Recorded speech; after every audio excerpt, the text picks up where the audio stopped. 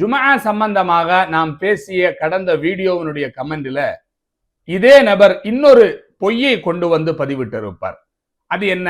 கிதாபுல் உம்முல இமாம் ஷாஃபி ரஹிமஹுல்லா அவர்கள் பெண்கள் ஜும்ஆவில் கலந்து கொண்டால் அது நன்மையான ஒரு காரியமாகும் என்று சொல்லி இருக்கிறார்களாம்.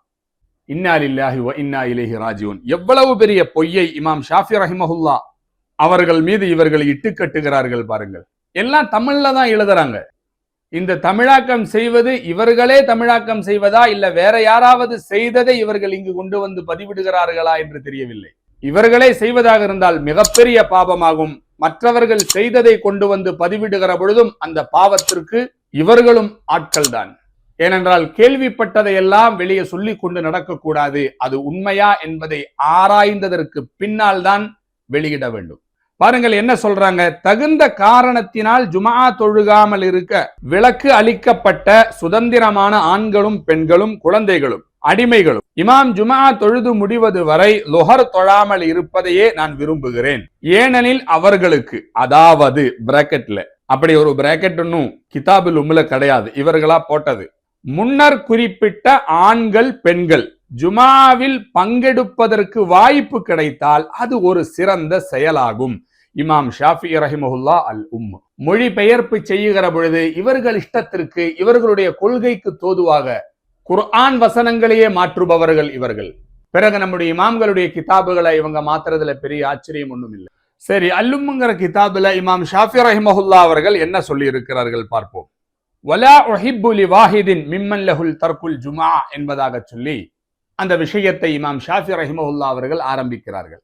ஜும்ஆ தொழுகை கடமை இல்லாதவர்கள் லுஹர் தொழுது கொள்ள வேண்டும். அப்படி அவர்கள் லுஹர் தொழுவது எப்பொழுது தொழ வேண்டும்? பள்ளியில் இமாமுடைய ஜும்ஆ தொழுகை முடிந்ததற்கு பின்னால், அல்லது முடிந்தது என்று உறுதியான செய்தி வந்ததற்கு பின்னால் மட்டும்தான் அவர்கள் லுஹர் தொழ வேண்டும். அதுதான் எனக்கு விருப்பமானது என்பதை சொல்லி வருகிறார்கள். அதில் ஆரம்பத்திலேயே ஜும்ஆ தொழுகை கடமை இல்லாதவர்கள் என்று சொல்லுகிற பொழுது மினல் அஹ்ரார், சுதந்திரமான ஆண்கள், லி உதிரின், பல காரணத்தினாலும் அவர்களுக்கு ஜும்ஆ தொழுகை கடமை இல்லாமல் ஆகும். வலா மினன் நிசாஇ, அதே போன்று பெண்கள், அவர்களுக்கு ஜும்ஆ தொழுகை கடமை கிடையாது. கைரல் பாலிகீன வல் அபீத், அடிமைகள், வயது வராத குழந்தைகள், இவர்களுக்கெல்லாம் ஜும்ஆ கடமை கிடையாது. இவர்கள் லுஹர் தொழுவது ஜும்ஆவுடைய தொழுகை பள்ளியில் முடிந்ததற்கு பின்னால் தான் இவர்கள் தொழ வேண்டும் அப்படின்னு சொல்லிட்டு அதற்கடுத்து இமாம் ஷாஃபி ரஹிமஹுல்லா அவர்கள் சொல்லுகிறார்கள், லஅல்லஹு யக்திரு அலா இத்தியானில் ஜும்ஆத்தி ஃபயகூனு இத்தியானுஹா கைரன் லஹு. ஜும்ஆ கடமை இல்லாத இந்த கூட்டத்தார்கள் இவர்கள் ஜும்ஆ தொழுகைக்கு வந்தால் அது ஒரு சிறந்த அமலாக ஆகும் என்று ஷாஃபி இமாம் அவர்கள் சொல்லி இருக்கிறார்கள். ஆனால் அங்கு பெண்கள் என்பதாக குறிப்பிட கிடையாது. இவர் தமிழாக்கம் செய்யும் பொழுது பிராக்கெட்டை போட்டு அதுல பெண்கள் என்பதாக எழுதியிருந்தாங்க இல்லையா, அப்படியெல்லாம் அந்த கிதாபுல கிடையாது. முன்னாடி ஜும்ஆ தொழுகை கடமை இல்லாத கூட்டத்தை பற்றி பேசி இருக்கிறது. பிறகு அவர்கள் என்பதாக குறிப்பிடப்பட்டிருக்கிறது.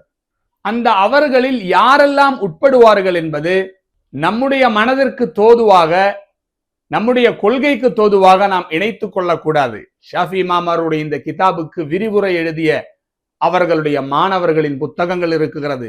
அந்த கிதாபுகளில் அதில் யாரெல்லாம் உட்படுவார்கள் என்று மிக தெளிவாக சொல்லப்பட்டிருக்கிறது. உதாரணத்திற்கு அல் மஜ்மு என்கிற இமாம் நவவி அவர்களுடைய கிதாப், அதுல இமாம் நவவி அவர்கள் மிக தெளிவாக காலா சுஹாபுனா அல் மஅதூரு ஃபீ தர்கில் ஜும்ஆத்தி லுர்பான்.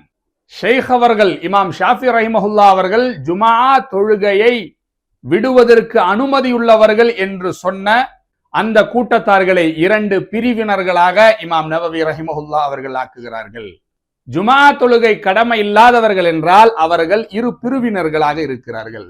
ஒரு பிரிவு அஹதுஹுமா மையதவக்கஉ ஸவாலு உத்ரிஹி வ வுஜூபுல் ஜும்ஆத்தி அலைஹி, சில தற்காலிக தங்கடங்களால் ஜும்ஆ தொழுகை அவர்கள் மீது கடமை இல்லை.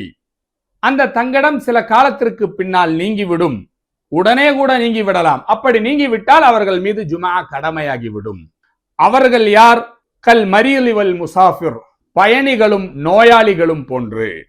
அதாவது சுதந்திரமான ஆண்கள் பயணம் செய்கிறார்கள், முசாஃபிராக மாறுகிறார்கள், அல்லது அவர்களுக்கு நோய் ஏற்படுகிறது என்றால் அவர்களுக்கு ஜும்ஆ அந்த நேரத்தில் கடமை இல்லை.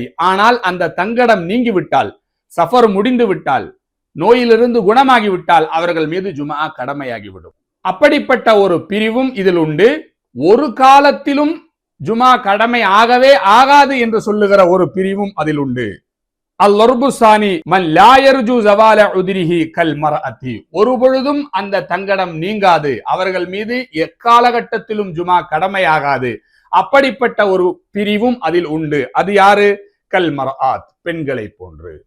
இப்படி ஜும்ஆ கடமை இல்லாதவர்கள் என்று ஷாஃபி இமாம் அவர்கள் சொன்னதை 2 கூட்டங்களாக இமாம் நவவி ரஹிமஹுல்லாஹ் அவர்கள் பிரித்து காட்டுகிறார்கள். அதில் முதல் கூட்டத்தார்கள் தற்காலிகமான தங்கடத்தின் காரணமாக அவர்களுக்கு தற்பொழுது ஜும்ஆ கடமை இல்லை. யார் அவர்கள்? பயணிகளும் நோயாளிகளும். ஏன்? பயணமும் நோயும் ஒரு பெரிய சிரமம். அந்த சிரமத்தில் ஜும்ஆவுக்கும் வந்து ஆஜராக வேண்டும் என்று அல்லாஹ் சிரமப்படுத்த நாடவில்லை. அதனால் அவர்களுக்கு ஜும்ஆ கடமை இல்லை. ஆனால் சிரமத்தை சகித்து கொண்டு அவர்கள் ஜும்ஆவுக்கு வருவதாக ஆயிருந்தால் அது மிகப்பெரிய சிறந்த ஒரு அமலாக ஆகும் என்று அந்த பிரிவை பற்றித்தான் பிறகு லஅல்லஹு யக்திரு அலா இத்யானில் ஜும்ஆத்தி என்று இமாம் ஷாஃபிஈ ரஹிமஹுல்லாஹ் அவர்கள் சொல்லி இருக்கிறார்கள். அல்லாம அந்த வாசகத்தில் பெண்கள் சேர மாட்டார்கள். ஏனென்றால் பெண்களுடைய தங்கடம் நீங்கவே நீங்காது, எக்காலத்திலும் அவர்கள் மீது ஜும்ஆ கடமை கிடையாது. அல்லாம பெண்கள் ஜும்ஆவிற்கு வந்தால் அது ஒரு சிறந்த ஒரு அமலாகும் என்று இமாம் ஷாஃபிஈ ரஹிமஹுல்லாஹ் அவர்கள் சொல்லியதும் கிடையாது, சொல்லவும் மாட்டார்கள். ஏனென்றால் பெண்கள் ஜும்ஆ ஜமாத்துகளில் கலந்து கொள்வதற்காக பள்ளிக்கு வருவது தடுக்கப்பட்ட விஷயமாகும் என்று மிக தெளிவாக அந்த கிதாபினுடைய துவக்கத்திலேயே இமாம் ஷாஃபிஈ ரஹிமஹுல்லாஹ் அவர்கள் சொல்லியும் இருக்கிறார்கள். அதற்கு நான் விரிவுரையும் எழுதியிருக்கிறேன் என்று இமாம் நவவி ரஹிமஹுல்லாஹ் அவர்கள் இந்த இடத்தில் சொல்வார்கள். கண்ணியமிக்கோர்களே, இஸ்லாமிய மார்க்கம் சத்தியமானது, தூயமானது, சூரிய வெளிச்சத்தை போன்று பளிச்சென்று இருக்குகிற சத்திய மார்க்கம் நமது மார்க்கம். கண்ணாடியை போன்று மிக தெளிவான மார்க்கம். அதனுடைய சட்டதிட்டங்களை நிரூபிப்பதற்கு பொய் சொல்ல வேண்டிய அவசியம் கிடையாது. தவறான மொழிபெயர்ப்புகளை கொண்டு வர வேண்டிய அவசியம் கிடையாது. அதுவெல்லாம் வஹாபிச விஷங்கள் இதயத்தில் ஏறிக்கொண்டவர்கள் செய்கிற மிக தரம் கட்ட செயல்களாகும். இதுதான் இஸ்லாத்தினுடைய நிலைப்பாடு என்று அஹ்லு சுன்னத் வல் ஜமாஅத்துடைய உலமாக்கள் ஒரு விஷயத்தை சொல்லுகிற பொழுது உடனேயே ஏற்றுக்கொள்வதற்கு உங்களுடைய மனது வராமல் இருக்கலாம். நீங்கள் அதற்குண்டான பதில்களை தேடலாம். அது ஒன்றும் தவறான விஷயம் அல்ல. நல்ல வாதங்களை செய்யலாம், உங்களுடைய தர்க்கங்களை முன்வைக்கலாம். ஆனால் நாம் வைக்கிற ஆதாரம் அதில் உண்மைத்தனம் இருக்குகிறதா என்பதை சரி செய்து பார்க்க வேண்டிய கடமையும் நமக்கு இருக்கிறது. வஹாபிய உலமாக்கள் சொல்லுகிற விஷயங்களை அப்படியே நாக்கில் படாமல் வாயில் விழுங்கிக் கொள்ளாதீர்கள். அது நம்முடைய ஈமானை கெடுத்துவிடும். ஏனென்றால் வஹாபிசம் அது வங்க கடலுக்கு தூக்கி வீசப்பட வேண்டிய கழிவு பொருள்.